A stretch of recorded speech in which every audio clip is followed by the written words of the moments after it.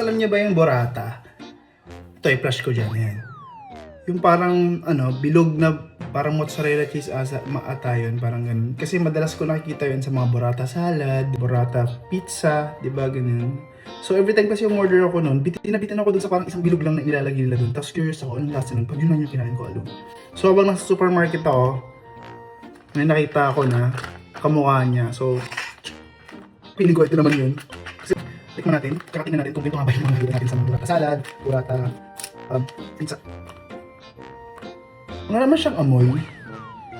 Pero ito yung loob niya. Parang binabad na keso.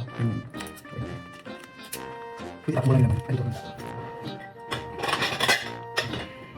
So, yung pinasos natin na. Pink ko lang din talaga ito. Oops, nasa yung jack. Ito. Feeling ko ito talaga yun eh. Feeling ko ito talaga yun. Nasa gitna.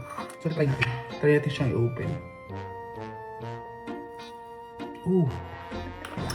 Parang meaty yung texture niya.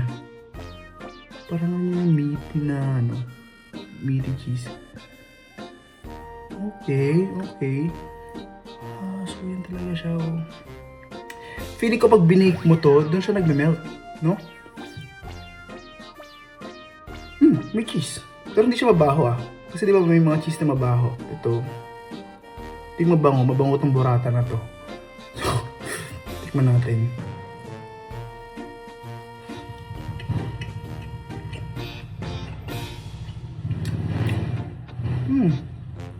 Parang basang cheese.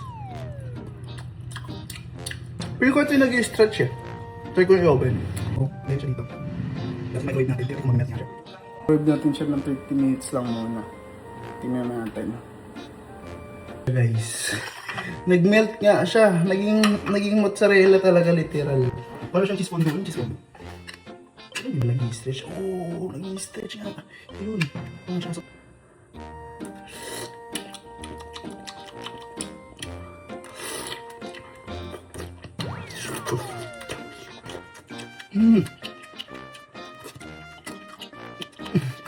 So yung mga burrata pala na bilog is mozzarella lang din. Ang shred na siya, saka siya nagiging mozzarella, pero pag buo pa siya, burrata yung tawag. Wala ba?